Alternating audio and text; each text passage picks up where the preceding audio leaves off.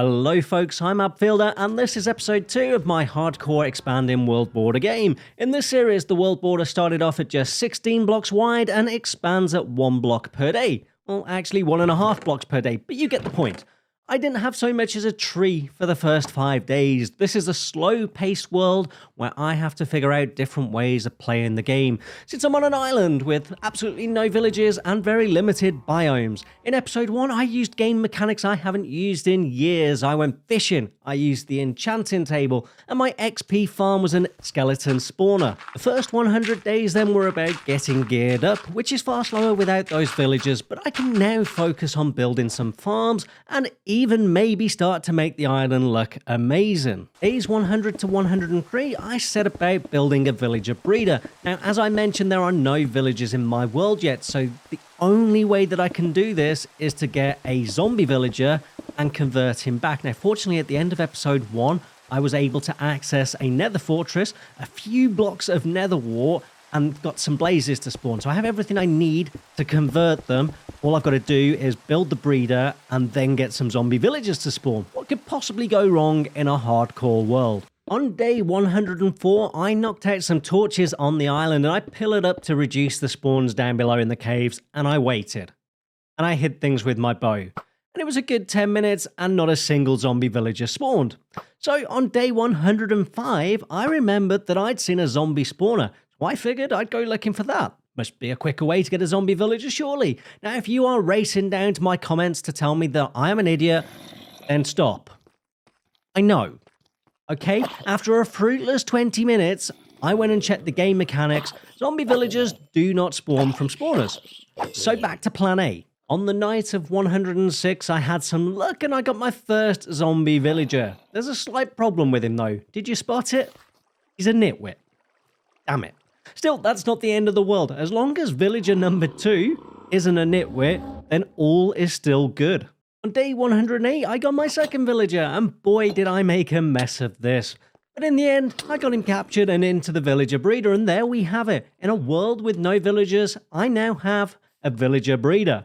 This is the Logical Geek Boy design, by the way. If you need the Lightmatic, I'll put a link in the description below. Days 110 to 112, something like that, I set up a small rail duper. To set up a rail duper, you actually need some slime blocks. Unfortunately, down in my caves, I've got a decent number of slimes spawning, so it was a case of trying to get some slimes, get some slime blocks, and then build up this little fancy rail duper here. On day 112, I finally achieved the goal I'd been aiming for since midway through episode 1. I got a mending book. The villager also unlocked and had a protection 4 book, which is amazing that I can get to day 112 in a world with no villages and still find the villagers are the best way to get a mending book. Should tell Mojang something.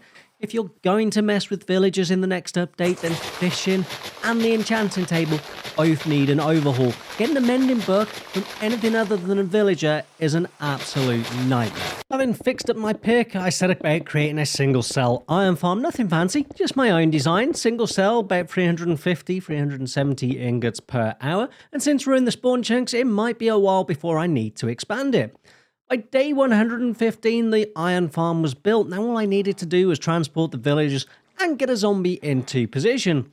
Day 116, all those villagers were into position, and as I jumped out of the area, a zombie attacked me. It seemed like he couldn't wait to get it into the farm.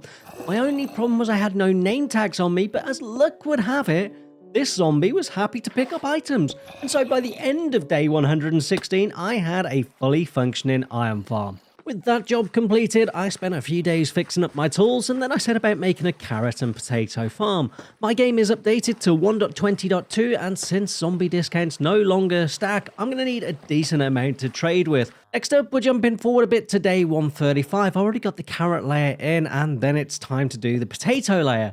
This world is slow to progress. It takes time to mend my tools. It takes time to gather materials. Just finding the dirt for this farm is a painful process, given I don't want to ruin the island.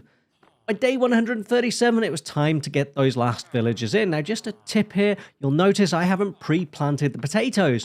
Since my villager breeder is using carrots, there's a small chance that the baby villagers get carrots in their inventory. and that can mess up your potato layer. So drop them in, leave them for a day or two just so they can use anything up in their inventory, then clear the fields of anything they planted and plant your potatoes. On day 144, I created a small little zombification room. Since the discounts no longer stack, there isn't really any point having zombies as part of your trading hall. So my plan is to send them to this room, zombify them, cure them, and then send them on the way to a nicely compacted trading hall. And so over the next few days, I set about getting librarians with the trades that I wanted and with the zombification discounts. By around about day 160, with most of my tools and armor now maxed out, I set about farm number 3. Now, I don't need gunpowder for rockets for a long time on this world, but still paper is useful to trade with the librarian so I can max them out. So now I'm creating an automatic sugarcane farm underground because of my limited space.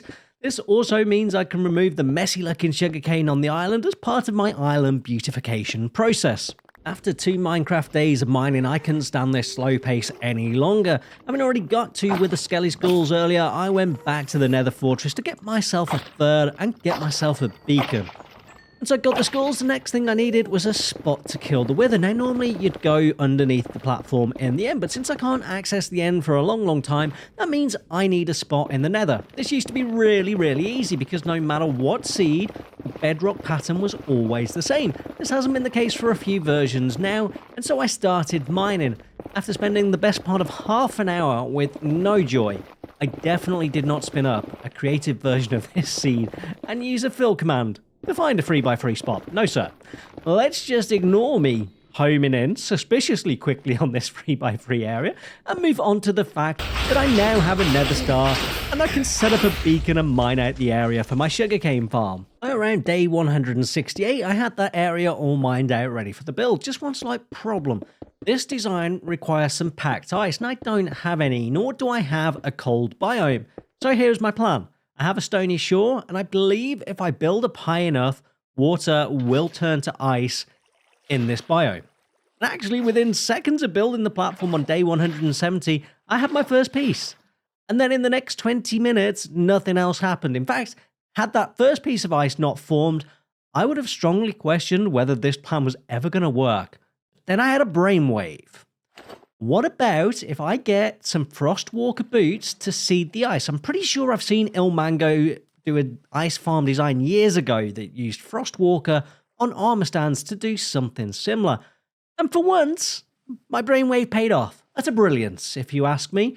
So here's the plan. I seed the ice, I let it spread, and then I mine it, but I leave some bits and pieces in so it's never ice-free. Oh, and I need to expand the platform because otherwise this is going to take forever. By around day 177, the first layer of my sugarcane farm was completed. All I needed to do was just knock out a few pieces of sugarcane in front of those observers there so that the farm would trigger. It had grown in the days it had taken me to build this layer, and there we go. Free sugarcane to trade with the librarians. Day 180, and I started to expand the villager trading hall. I wanted to get some clerics in for redstone dust. I'd been struggling for that whilst building the sugarcane farm. And normally I wouldn't even bother to show this since it's not particularly interesting footage. But it's important for what happens in the remaining 20 days of this episode. On day 181, I decided to build a beautiful little house just behind the portal area here. Isn't this beautiful? It will conceal the entrance to the underground portion of our base. And then, in a moment of madness, I did this.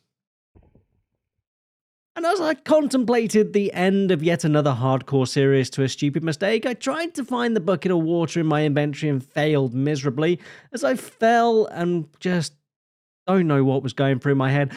Thankfully, earlier in the series, I got Feather Falling 4, and instead of dying, I only went down to 3 hearts.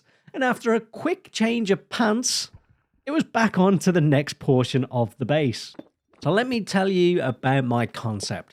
This is my modular underground base. You see, what happened here is I've been into my creative world and I've created some standard templates, some standard build templates. I've got straight pieces of tunnel. I've got T-junctions. I've got crossroads like the one I'm building here with the up and down section to enter your base. Essentially, all these different pieces that you can put together in your survival world using Lightmatica and then very quickly create like this bespoke custom base. It's frankly genius, and I'll even add like farms and stuff in here. So as well as this bit of the the base I'm going to show you now, I'm going to be building a villager trading hall that will be available for download. And because it's Lightmatic, you can also change the material, so no two bases are ever going to look alike. And you can just look like this really cool master builder when people see your awesome underground base. Day 190 then, I got the straight section of hallway built, as well as the crossroads back up here. If we go along, and hopefully this is all starting to make sense now. So we have our corridor, and then we have our 3x3 door. Like I say, all these are separate Lightmatic, so you can build them up. And then we have the start of this villager trading hall. Now, this will be a 60-pod villager trading hall, and hopefully I will get this built in the next 10 days. After a lot of mining, by day 196, I had actually managed to complete this trading hall. That was far quicker than I was expecting, and it looks pretty damn good if you ask me. Let me turn the shaders on here, and there we go. I'm pretty pleased with this. So like I say, modular, this will be one of those rooms that you'll have an option to build if you want. So all I've got to do now is transport all the villagers from that little trading hall you saw earlier into this one. So that's all I did for the next few days then, and I also added in some extra clerics so I could get more of that beautiful redstone, and to be honest, that took me all the way up to day 200. Just the one near-death experience, but other than that, a pretty solid 100 days. We've started the ultimate modular base. I've slowly started working on the beautification of the island up top, and I'll be working on that over the next few episodes. And I've got lots that I need. I need a gold farm, I need a bone meal farm, I need tree farms, basically every type of farm. I want to say a big thank you to all my patrons. They help keep the Abcraft server completely free to play on, and also a wonderful place to play your survival Minecraft. So come join my Discord. But for now, folks, that's all I have time for. I'm Abfielder. Goodbye.